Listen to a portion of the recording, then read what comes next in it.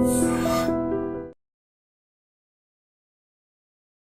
నమస్తే, welcome to iDream Media. నేను మీ Roddam Srinivas. America H1B visa నిబంధనలో ఇవాళ అంటే ఏప్రిల్ 1వ తేదీ నుంచి కొత్త నిబంధనలు అమల్లోకి తెచ్చింది. ఈ అమెరికా కొత్తగా పెట్టిన ఈ నిబంధనల వల్ల అమెరికా భారత్ మధ్య ఎలాంటి దౌత్య సంబంధాలు, వ్యాపార సంబంధాలు, ఆర్థిక సంబంధాల్లో ఎలాంటి మార్పులు రాబోతున్నాయి, అదేవిధంగా అమెరికాలో వెళ్ళి స్థిరపడాలనుకునే భారతీయ యువతకు కావచ్చు, భారతీయ నిపుణులకు కావచ్చు, ఎలా ఇవి లాభమా నష్టమా అనే విషయాలు మనతో మాట్లాడడానికి జియో పొలిటికల్ అనలిస్ట్ సురభి గారు ఉన్నారు. మాట్లాడదాం. నమస్తే సురభి గారు. నమస్తే శ్రీనివాస్ గారు, ఎలా ఉన్నారు? నేను బాగున్నానండి. సురభి గారు, ఈ రోజు నుంచి కొత్త నిబంధనలు వచ్చాయి H1B వీసాల్లో అమెరికా. ఈ నిబంధనలు మీరు ఎలా చూస్తారు? అంటే అమెరికా కొత్త నిబంధనలని మీరు ఎలా చూస్తారు? యాజ్ ఏ జియో పొలిటికల్ అనలిస్ట్గా, అమెరికాలో ఉండి దాన్ని అంతా చూసిన వ్యక్తిగా ఎలా చూడాలి దీన్ని? శ్రీనివాస్ గారు, అమెరికా ఒక 100 ఏళ్ళ ముందు తీసుకున్నారు అనుకోండి, it was a different country. America వచ్చేసి ఈ స్థాయికి ఎదిగిందంటే అది ఇమిగ్రెంట్స్ వల్లనే కదా. ఆ టైంలో ఉన్న ప్రెసిడెంట్స్ వచ్చేసి ఇమిగ్రేషన్ని పాజిటివ్గా రీఎన్ఫోర్స్ చేసేవాళ్ళు. ఇప్పుడున్న ప్రెసిడెంట్స్ అంతగా చేయట్లేదు, ఎందుకంటే వాళ్ళ కంట్రీ ఆల్రెడీ ఒక స్థాయికి వచ్చేసింది కాబట్టి వాళ్ళకి ఇమిగ్రెంట్స్ అనే వాళ్ళ వాల్యూ తెలవట్లేదు. అందువల్ల వాళ్ళు ఇంత స్ట్రిక్ట్గా H1B రూల్స్ పెట్టడమే కానీ, లేకపోతే బయట దేశం నుంచి ఇమిగ్రేట్ అయ్యి యుఎస్కి వెళ్ళే వాళ్ళనైనా కానీ వద్దు అనే స్థాయికి ఎదిగారు ఇప్పుడు. కానీ ఒక 100 years ముందు తీసుకుంటే అమెరికా ఎక్కడ ఉండింది కదా. ఇమిగ్రెంట్స్ వల్లనే వాళ్ళు ఇక్కడ దాకా వచ్చారు, కానీ ఇమిగ్రెంట్స్ని ఈరోజు వద్దంటున్నారు. సో దట్ ఈస్ రిపబ్లికన్ సైడ్లో తీసుకుంటే డొనాల్డ్ ట్రంప్ గారు కొంచెం is a little anti immigrant from the very beginning. ఒక పాయింట్ ఆఫ్ టైంలో అయితే ముస్లిమ్స్ని బ్యాన్ చేసేసారు ఆయన ఫస్ట్ టర్మ్లో. అమెరికాలో ఎంటర్ అవ్వడానికి కానీ ముస్లిమ్స్ని బ్యాన్ చేసేసారు. సో అలా చూసుకున్నప్పుడు ముందున్న అమెరికా ఇప్పుడు కాదు కాబట్టి మనం కూడా కొంచెం మన ఒళ్ళు దగ్గర పెట్టుకుని అక్కడికి వెళ్ళగలుగుతామా, వెళ్తే మనకి ఎలాంటి ప్రాబ్లమ్స్ వస్తాయి, నిజంగానే అక్కడ డబ్బులు సంపాదించగలుగుతామా, డబ్బులు సంపాదించినా కానీ ఎంత దాకా దిగజారాల్సి వస్తుంది. బికాజ్ ఇప్పుడు జాబ్స్ లేదంటున్నారు స్టూడెంట్స్కి.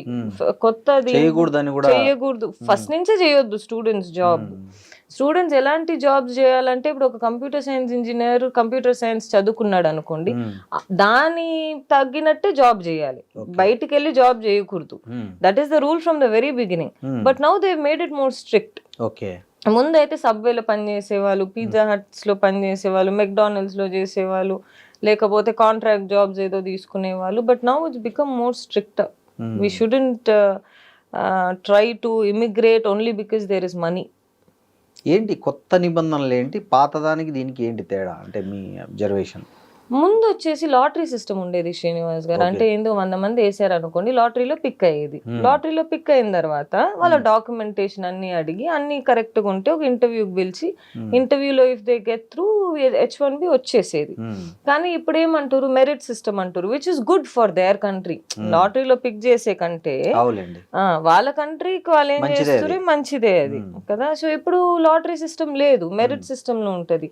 నీ ఎక్స్పీరియన్స్ ఎంత, నీ సాలరీ ఎంత, నువ్వు ఎందుకు ఇమిగ్రేట్ అవుతున్నావు, ఇక్కడ అలాంటి టాలెంట్ లేదా, ఫస్ట్ అక్కడ టాలెంట్ లేకపోతేనే కదా బయట వాళ్ళు పోవడానికి. సో ఇక్కడ అలాంటి టాలెంట్ లేదా, ఇవన్నీ చూసుకొని వీసాస్ ఇష్యూస్ చేస్తున్నారు ఇప్పటి నుంచి. ముందైతే 60,000 70K H1 ఫైల్ చేసేవాళ్ళు, ఇప్పుడు 130% ఇంక్రిమెంట్ వచ్చింది. You cannot file below 130K or 120K. even if you file, it will get rejected. So అలాంటి రెస్ట్రిక్షన్స్ ఇప్పుడు ఉంది మనకు. ఓకే, అంటే ఇది వలస విధానంలో మార్పుగా చూడాలా, లేకపోతే త్వరలో అమెరికాలో జరగబోయే ఎన్నికల నేపథ్యంలో రాజకీయ విధానంలో భాగంగా చూడాలా ఈ కొత్త నిబంధనలు అనేటివి? డొనాల్డ్ ట్రంప్ భాగంగా చూడాలి అంటాను అడిగితే మీరు. Because he has been anti immigrants right from the beginning. ఆయన వచ్చేసి very very strong Nationalist. So ఆయన తెచ్చిన రూల్స్ అండ్ రెగ్యులేషన్స్ ఇది కొంచెం మేబీ ఇన్ ద ఫ్యూచర్ ఇప్పుడు మీకు మీరు ఫేస్బుక్ తీసుకోండి, గూగుల్ తీసుకోండి, ఏ కంపెనీస్ అయినా తీసుకోండి శ్రీనివాస్ గారు, I don't think any of those organisations can run without Indian IT backbone support. ఇప్పుడు మంచి ఇంజనీర్స్ తీసుకోండి, డెవలపర్స్ తీసుకోండి, అందరు ఇండియన్స్ మోస్ట్ ఇది కదా. నువ్వు ఇప్పుడు వచ్చి ఆ జాబ్స్ అన్ని రీప్లేస్ చేసి వి విల్ పుట్ అమెరికన్స్ అంటే వాళ్ళు ఫస్ట్ స్కిల్డ్ ఉండాలి కదా ఆ జాబ్స్ చేయడానికి. So maybe in year or two they will realise that you know what Americans can't do that. Americans can't deliver as much as what Indians can deliver అనేది ఒక 1-2 years లో వాళ్ళకి అర్థమవుతుంది. So maybe ఓ 2 years తర్వాత మళ్ళీ దీంట్లో మార్పులు రావచ్చు. అప్పటి వరకు డొనాల్డ్ ట్రంప్ గారు సెకండ్ టర్మ్ కూడా అయిపోయింది కాబట్టి ఆయన president cannot serve more than 2 terms in America. So that is a very good thing. So in such a scenario, I'm assuming, you know what, after 2 years, the laws might get a little more easy for us to approach. ఇప్పుడు ఇంతకు ముందున్న lottery పద్ధతి కంటే ఇప్పుడు కొత్తగా పెట్టిన veg based అంటే వేతన ఆధారిత వేజ్ బేస్డ్ ఈ సిస్టమ్ వల్ల ఐటీ నిపుణులకు, ముఖ్యంగా ఎవరైతే ఐటీ రంగంలో స్థిరపడాలని అమెరికా వెళ్ళాలనుకుంటారో అట్లాంటి వాళ్ళకి కానీ ఇప్పుడు ఆల్రెడీ స్థిరపడిన కొంతమందికి ఈ ఫ్యూచర్లో ఏమైనా ఇబ్బందిగా మారే అవకాశం ఉందా? ఖచ్చితంగా కదా శ్రీనివాస్ గారు. ఇప్పుడు ఒక H1 ఫైల్ చేయాలంటే ఒక employer has to pay. H1s అన్ని మోస్ట్ H1s ఎట్లా ఫైల్ అవుతుంది, ఒక థర్డ్ పార్టీ త్రూ ఫైల్ అవుతుంది. స్టాఫింగ్ కంపెనీస్ ఉంటాయి, కన్సల్టెంట్స్ ఉంటాయి, వీళ్ళే ఫైల్ చేసేది 80-70% of the H1s. They cannot afford that salary కదా. ఇప్పుడు ఆ శాలరీ అఫోర్డ్ చేయలేకపోతున్నారు కాబట్టి మన ఇండియన్స్ కి అంత జాబ్ ఎక్కువ రాదు. డైరెక్ట్ ఎంప్లాయ్మెంట్ గా వచ్చేవాళ్ళు, ఇప్పుడు ఫేస్బుక్ నుంచి డైరెక్ట్ గా H1 ఫైల్ చేసేవాళ్ళు, లేక గూగుల్ నుంచి డైరెక్ట్ గా H1 ఫైల్ చేసేవాళ్ళు, వాళ్ళందరూ ఇండియాలో ఉండరు, వాళ్ళందరూ మోస్ట్లీ యుఎస్ లోనే ఉంటారు. ఇక్కడ నుంచి వెళ్ళే వాళ్ళు L1 వీసాలో వెళ్తారు. అక్కడ ఉండే వాళ్ళు H1 మోస్ట్ లైక్లీ ఫైల్ చేసుకుంటారే గానీ ఇక్కడ నుంచి H1s ఫైల్ అయ్యేది తక్కువ. H1s డైరెక్ట్ కంపెనీస్ తో, కన్సల్టెంట్స్ తో ఎక్కువ మంది ఫైల్ చేసుకుంటారు. అది ఇప్పుడు తగ్గిపోయింది, ఎందుకంటే కన్సల్టెంట్స్ కి అంత ఇది ఉండదు కదా, ఫినాన్షియల్ బ్యాంకింగ్ ఉండదు కదా. అందుకోసం ఐటీ ఉద్యోగాలు కొంచెం తగ్గిద్ది మన సైడ్. అది కాకుండా ఇప్పుడు 100K మళ్ళీ ఇవ్వాలి అంటున్నారు కదా. ముందు వచ్చేసి 15K ఉండేది, ఇప్పుడు 100K సబ్మిట్ చేయాలి. ఏ ఎంప్లాయర్ ఉన్న ఒక ఎంప్లాయర్ని ఇక్కడ నుంచి యూఎస్ తీసుకుపోవాలన్నా, H1 ఫైల్ చేయాలన్నా ఎవరికి వస్తుంది? అంత ప్రాఫిటే రాదు కదా అబ్బాయి మీద అమ్మాయి మీద. ఎవరు ఫైల్ చేస్తారు? ఇప్పుడు ఈ పెంచిన ఫీజులు పే చేయాలన్నా అమెరికన్ కంపెనీలు భారతీయుల కోసం ఎందుకు పే చేస్తాయి? చేయరు కదా, మోస్ట్ లైక్లీ చేయరు. అందుకే అంటున్నా, అమెరికన్ కంపెనీస్ ఇండియన్స్ కి ఫస్ట్ పే చేయదు. సెకండ్, కన్సల్టెన్సీస్ ఏవైతే ఉన్నాయో 100K పెట్టి ఏ క్యాండిడేట్ ని ఇక్కడ నుంచి అక్కడ తీసుకోబోరు. మరి how do you propose that H1B will go forward? It will be a failure for the next 2 years వాళ్ళు లాస్ మార్చేదాకా. లేకపోతే ఇట్లనే ఒక 2 years 3 years ఫ్రీగా చేయించుకుంటారేమో, మినిమం వేజ్ ఇచ్చి దీన్ని పే చేసిన ఫీజులు పట్టుకొని. అట్లా చేసి అంటే మన ప్రజలు, మన స్టూడెంట్స్ అంత ఇదిగా ఉండి, అంత డెస్పరేట్ గా ఉండి వెళ్ళే వాళ్ళు ఉంటే ఇంకా that will become an advantage to them. మీరు కట్టి రండి, వచ్చాక కట్ చేసుకోండి, మళ్ళీ కట్ చేసుకోండి, కట్ అనే విధానం వస్తే చెప్పలేం కదా. కానీ ఒక H1 క్యాండిడేట్ కి 100K రానే రాదు, ఆయనకు వచ్చేది 70-80K. మరి 100K కట్టి ఎట్లా వస్తారు? అంతే కదా. అంటే ఈ కొత్త నిబంధనల వల్ల ఇప్పుడు మన భారతీయ ఐటీ కంపెనీలు ఉన్నాయి, TCS కానీ, విప్రో కానీ, ఇన్ఫోసిస్ కానీ, ఇట్లాంటి వాటి బిజినెస్ మీద ఈ ఏమైనా ఎఫెక్ట్ చూపిస్తాయా? ఖచ్చితంగా ఉంటది. But the good thing is of షోర్ ఎక్కువ అవుతుంది ఇండియాకి. ఇప్పుడు అక్కడ జాబ్స్ తక్కువ అవుతుంది కాబట్టి ఇండియన్స్ కి అక్కడ స్పెండ్ ఎక్కువ అవుతుంది కదా. ఇప్పుడు క్యాండిడేట్ ని హైర్ చేసుకోవాలంటే 130K 140K పెట్టాల్సి వస్తుంది H1 లో. ఆ జాబ్స్ అని ఇప్పుడు ఆఫ్ షోర్ అవుతుంది ఇండియాకి. సో మోస్ట్ లైక్లీ మన ఇండియన్స్ కే అక్కడ పోవాల్సిన అవసరం లేదు, ఇక్కడే జాబ్స్ పెరుగుతుంది. TCS, విప్రో, HCL, ఇన్ఫోసిస్ వీళ్ళందరూ ఇక్కడే పెట్టుకుంటారు కదా, ఇంకా ఆఫ్ షోర్ చేసుకుని అక్కడ పంపించారు కదా. కానీ ట్రంప్ గారు అది కూడా ఈ మధ్య రెస్ట్రిక్ట్ చేస్తున్నారు, దట్ ఆఫ్ షోర్ మీరు ఎక్కువ చేయకూడదు అని చెప్పేసి. ఆఫ్ షోర్ చేసిన కంపెనీస్ ని పెనాల్టీస్ వేస్తున్నారు, లేకపోతే వాళ్ళ మీద ఏదో ఒక ఇది పెట్టి ఆ లా మీరు ఫాలో చేయట్లేదు, ఈ లా ఏదో ఇబ్బంది పెడుతున్నారు. ఈ మార్పులు ఏదైతే ఉన్నాయో ఇవన్నీ భారతీయులకు, ఎవరైతే America colour dreams dollar dreams చేస్తున్నారో వాళ్ళందరికీ అడ్డంకిగా మారుతాయా, లేదా ఈ అవకాశం, ఇట్లాంటి అవకాశము అర్హత ఉన్న వాళ్ళకే దక్కాలి అనే వడపోతగా దీన్ని చూడాలా? ఫిల్టర్గా ఐ మీన్ అంటే ఎట్లా చూడాలంటారు? అంటే మనం వచ్చేసి అర్హత అనే ఇది మనం మాట్లాడకూడదు శ్రీనివాస్ గారు, ఎందుకంటే hmm. I think every human being has their own merits, every human being has their own strengths. Hmm. కానీ ఇక్కడ ఫినాన్షియల్ స్ట్రెంగ్త్ అనేది plays a huge role. Okay. అది ఏ ఒక బిజినెస్ చేయి, ఏ ఒక జాబ్ చేయి, ఎక్కడైనా వెళ్ళు, నువ్వు ఏదైనా చేయి, financial strength always plays a very big role కదా ఇన్ ఎనీ ఇండివిజువల్స్ లైఫ్. ఆ అర్హత మేబీ మనం చూసుకోవాలి, మనకు ఆ ఫినాన్షియల్ స్ట్రెంగ్త్ ఉందా అని చెప్పేసి. మ్మ్. దానికంటే మించి we're an extremely talented country, we have extremely talented people కాబట్టి. But it's a good thing that they've done it a merit system. Lottery కాకుండా మెరిట్ సిస్టమ్ చేసింది ఇట్స్ ఇదే. ఎందుకంటే నీకు నిజంగానే ఆ ఎక్స్పీరియన్స్ ఉంటేనే అక్కడ వెళ్ళగలుగుతావు, లేకపోతే వెళ్ళలేవు. ఇప్పుడు అవును. ముందు ఏం చేసేవాళ్ళంటే కన్సల్టెన్సీస్ వచ్చేసి ఫేక్ ఎక్స్పీరియన్స్ పెట్టేవాళ్ళు, మ్మ్. ఫేక్ డాక్యుమెంట్స్ క్రియేట్ చేసేవాళ్ళు. ఆ అబ్బాయి ఇప్పుడు ఒక H1 క్లియర్ అవ్వాలంటే నీకు బ్యాంక్ అకౌంట్లో ఇంత ఉండాలని ఉంటుంది, F1 క్లియర్ అవ్వాలంటే ఇంత ఉండాలని ఉంటుంది. అది 1 డే ట్రాన్స్ఫర్ చేసుకొని వాళ్ళ అకౌంట్లో చూపించి, మన స్టూడెంట్స్ వెళ్ళి అది ఎంబసీలో చూపించి వీసా అప్రూవల్ తెచ్చుకొని, అవన్నీ ఇప్పుడు అవ్వదు. మ్మ్. సో ఈ కన్సల్టెన్సీస్ కి మంచిగా దెబ్బపడినట్టే. అవును. రౌట్ ఏదైతే తీసుకున్నారో, షార్ట్ కట్స్ ఏదైతే తీసుకున్నారో, ఇప్పుడు అది అవకాశం ఉండదు కదా. మ్మ్. That is a good thing. ఎందుకంటే మనోళ్ళు కూడా కొంచెం ధైర్యంగా వెళ్ళగలుగుతారు. ముందైతే భయంతో వెళ్ళేవారు మన స్టూడెంట్స్. అవును, అవును. ఇప్పుడు వస్తుందో ధైర్యం రాదో, వస్తుంది. పోయిన తర్వాత వీసా వస్తుందో అక్కడ రాదో, వెళ్ళాక నువ్వు లాటరీలో మనం సెలెక్ట్ అవుతామో లేదో అని ఒక చాలా టెన్షన్ ఉండేది. టెన్షన్ ఉండేది. మ్మ్. ఇప్పుడు లేదు. ఇప్పుడు నువ్వు చదువుకో, నువ్వు కష్టపడు, నువ్వు ఎక్స్పీరియన్స్ తెచ్చుకో. ఇప్పుడు ఏ ఫేక్ ఎక్స్పీరియన్స్ పనికిరావు, మ్మ్. ఏ ఒక ఫేక్ డాక్యుమెంట్లు పనికిరావు, అన్ని వెరిఫై చేస్తున్నారంట వాళ్ళు. మ్మ్. సో ఇంకేం చేయగలుగుతారు స్టూడెంట్స్ అయినా? ఏదున్నా జెన్యున్ గా పెట్టాల్సిందే. అవును. మనం జెన్యున్ గా పెడితే ఆ శాలరీ రాదు, ఆ శాలరీ రాకపోతే మనం క్వాలిఫై అవ్వము. అవును. So that is where we stand right now.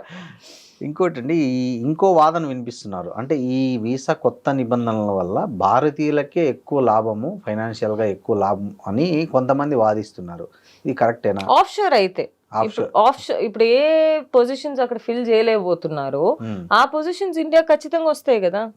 130K పెట్టుకొని నువ్వు ఒక క్యాండిడేట్ ని అక్కడ పెట్టుకోలేవు నీ పేరోల్లో. నువ్వు ఆ ప్రాజెక్ట్ ఏం చేస్తావు? ఆబ్వియస్ గా నువ్వు అవుట్ సోర్స్ చేస్తారు కదా ఏ ఆర్గనైజేషన్ ఉన్నా. సో ఇండియాకి కొంచెం ఆఫ్ షోరింగ్ బిజినెస్ ఎక్కువ వస్తుంది. ఇప్పుడు GCCs అని పెరుగుతున్నాయి, గేట్స్ అని పెరుగుతున్నాయి. So all these of shoring అవుతుంది కాబట్టి Indian economy will grow. And it's a good thing. కానీ డాలర్ డ్రీమ్స్ ఉండేవాళ్ళు, అమెరికన్ డ్రీమ్స్ ఉండేవాళ్ళు, వాళ్ళు కొంచెం ఇబ్బంది అవుతుందేమో. అమెరికా పోకుండానే ఇండియాలో సంపాదించుకోవాల్సి వస్తుంది దీనివల్ల. ఇట్స్ అ గుడ్ థింగ్ కదా, మన దేశానికి కూడా మంచిది, స్టూడెంట్స్ కి మంచిది. ఇంకోటి అండి, ఇక్కడ ఒక పొలిటికల్ క్వశ్చన్ ఏంటంటే, అమెరికాలో నిరుద్యోగాన్ని తగ్గించడం కోసం భారతీయులను టార్గెట్ గా చేస్తున్నట్లుంది ఈ నిబంధనలు అనేది కూడా ఉంది. ఇది 70% ఆఫ్ ద H1 ఫైలింగ్స్ మనమే కదా శ్రీనివాస్ గారు చేసేది.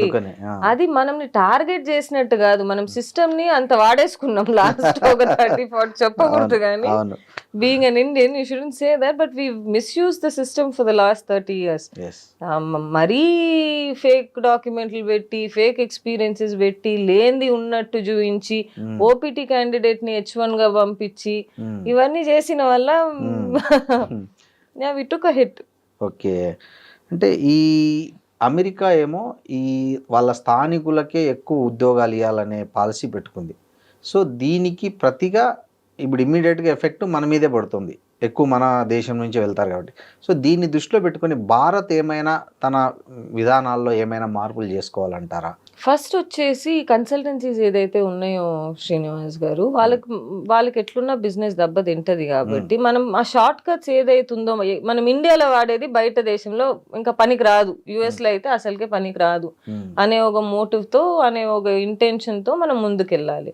ముందులాగా లేదు మేము షార్ట్ కట్ తో వెళ్తాము, ఫేక్ డాక్యుమెంట్స్ పెట్టుకొని వెళ్తాము, అవన్నీ ఇప్పుడు నిన్ను అక్కడ. సో ఇప్పుడు నువ్వు US ఎంటర్ అవ్వాలనుకోండి, మీకు అక్కడ చెక్ పాయింట్స్ ఉంటాయి, ఇమిగ్రేషన్స్ ఉంటాయి.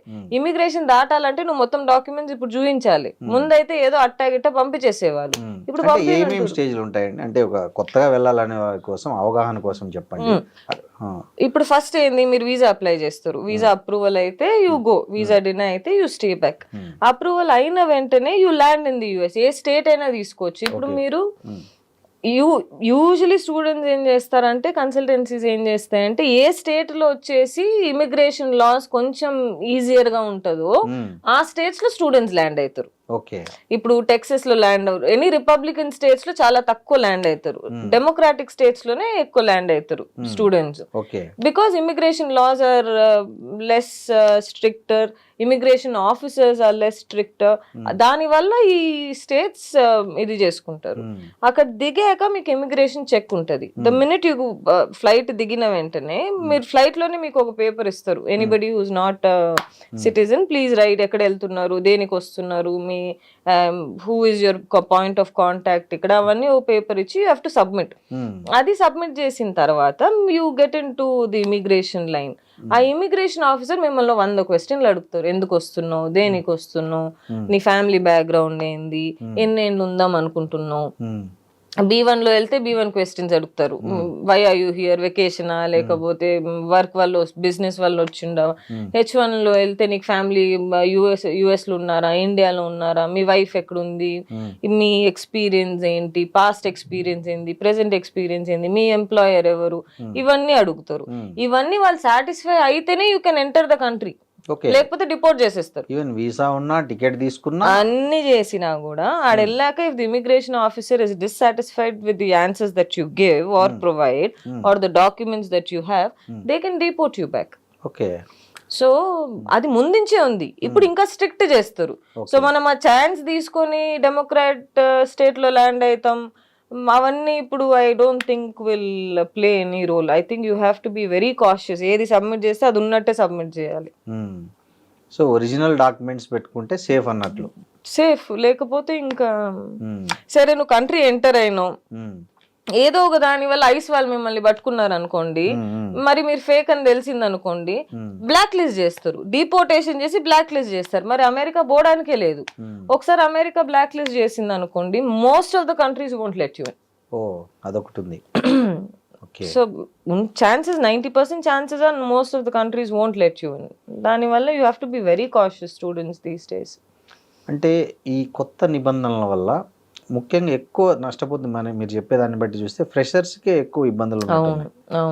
సో వాళ్ళు ఎలాంటి నైపుణ్యాలను మెరుగుపరుచుకుంటే ఈ ప్రాసెస్ ఈజీ అవుతుంది అంటారు? ఈ ప్రాసెస్ ఈజీ అవ్వదు శ్రీనివాస్ గారు. నెక్స్ట్ 2 years కి అయితే ఈ ప్రాసెస్ ఈజీ అవ్వదు. ఫస్ట్ వచ్చేసి మనం యుఎస్కి F1 వీసాలో వెళ్తాం స్టూడెంట్స్ అయితే. F1 వీసా అంటే ఏంటి, నీకు అక్కడ ఇమిగ్రేషన్ ఆఫీసర్ అడుగుతాడు, నువ్వు F1 తర్వాత ఇక్కడ పని చేయాలి అనుకుంటున్నావా అని చెప్పేసి. అవును అంటే వాడు తిరిగి పంపించేస్తాడు. సో నువ్వు లేదనేసి కంట్రీ ఎంటర్ అవుతున్నావు. ఏ స్టూడెంట్ అయినా నేను ఇక్కడ వచ్చింది చదువుకోవడానికి, చదివి అయినాక నేను ఇంటికి తిరిగి వెళ్ళిపోతా. This is how a student enters the US. So now the students have to go study and come back. They cannot say, you know what, I want to apply for a job here, I will put fake documents in place, I will put fake experience in place. All this won't work. అంటే ఇప్పుడు ఇట్లాంటి situation continue అయితే అమెరికాలో అక్కడున్న professionals కానీ intellectuals కానీ ఇటు నుంచి వెళ్ళాలనుకున్న వాళ్ళు కానీ ఈ కెనడా, జర్మనీ, ఆస్ట్రేలియా వైపు వెళ్ళే అవకాశం ఉందా? అంటే వలస అంటే జాబ్స్ ఉండాలి కదా. అంటే ఓకే, జాబ్స్ లేవు కదా శ్రీనివాస్ గారు. కెనడా తీసుకోండి, ఆస్ట్రేలియా తీసుకుని, జర్మనీ తీసుకుని, జాబ్స్ ఏడు ఉన్నాయి. జర్మనీ అయితే జర్మన్ ఇస్ మస్ట్. నువ్వు జర్మన్ లాంగ్వేజ్ లేకుండా నీకు ఎలాంటి జాబ్స్ రావడం, if you looking at high paying job. Canada అంటారా, Canada their own citizens don't have jobs. Australia's economy is not that strong that it can provide jobs to other citizens. చేయొచ్చు 10% 20% చేయొచ్చు, కానీ US అంత అయితే they're not their economy is not that big and strong కదా. వాళ్ళ citizens కి jobs లేవు. So మనకి ఎక్కడి నుంచి ఇస్తారు? అంటే బ్రెయిన్ డ్రైన్ నుంచి బ్రెయిన్ గెయిన్ వైపు భారత్ వెళ్ళాలంటే ఏం చేయాలి? We have strong incubation centers here, Srinivas garu. Strong GCCs here. We have amazing startups coming up. Government funding బాగుంది, అన్ని ఇండియాలో బాగుంది. ఇప్పుడు ఇండియాలో చదువుకొని, ఇండియాలో ఉద్యోగం ఎత్తుక్కొని, ఇండియాలో పనిచేసి, ఇండియాలో ఇల్లు కొనుక్కొని, ఇండియాలో కారు కొనుక్కుంటే మంచిది ఇప్పుడు మనకు. That is how you can support your own self and support the country in return also. ముందులా లేదు ఇప్పుడు. ఎవ్రీ కంట్రీ, ఇప్పుడు మన దేశం కూడా తీసుకోండి, immigration has become a huge challenge even in our country. అవునా కాదా చెప్పండి? బంగ్లాదేశీస్ వచ్చి మన జాబ్స్, రోహింగ్యాలు, అవును. So when we are so strict, what is wrong in America being so strict? Nothing wrong. You're born in this country, you work for this country, you die in this country. Just because you want to make money, మీరు యుఎస్కి వెళ్ళి డబ్బులు సంపాదించాలంటే ఇవన్నీ follow అవ్వండి. అవును. ఇక్కడ నుంచి వెళ్ళి అమెరికాలో చదువుకోవాలనుకునే యూత్ కి చాలా మంది ఇప్పుడు ఇది అడ్మిషన్స్ టైం, వాళ్ళకు ఒక ఎక్స్పర్ట్ గా మీరు ఇచ్చే సలహా ఏంటి? My suggestion would be not to go, Srinivas గారు. ఈ టైంలో అయితే డొనాల్డ్ ట్రంప్ ఉండేదాకా మనం ఏ స్టూడెంట్స్ని ఇక్కడ నుంచి పంపించినా, ఏ ఒక కన్సల్టెన్సీ అలాంటి ఒక ప్రాసెస్లో if they take a part in it, I don't think you should encourage. 100 consultancies phone చేస్తాయి స్టూడెంట్స్కి, మేము మిమ్మల్ని పంపించేస్తాము, అది పెడతాము, ఇది పెడతాము అని చెప్పి. స్టూడెంట్స్ అది నమ్మకూడదు, వాళ్ళ లైఫ్ స్పాయిల్ అయిపోయింది. బికాజ్ ఇప్పుడు ఉన్న దాంట్లో ఏ కన్సల్టెన్సీస్ కెనాట్ అఫోర్డ్, అన్ని ఫేకే పెడతారు. ముందులా లేదు ఇప్పుడు. పట్టుకుంటున్నారు, ఇమిగ్రేషన్ లో పట్టుకుంటున్నారు, ఐస్ వాళ్ళు పట్టుకుంటున్నారు, ప్రతి ఒక్క డాక్యుమెంట్ చెక్ చేస్తున్నారు. If you see an Indian there, if you see somebody who's not an American in a grocery store, వాళ్ళని అడుగుతున్నారు, మీ పాస్పోర్ట్ ఏంటి, మీ వీసా ఏంటి, ఎక్కడి నుంచి వచ్చారు, ఎప్పుడు వచ్చారు, మీ పాస్పోర్ట్ వ్యాలిడిటీ ఏంది. ముందు ఉండలేదు ఇట్ట.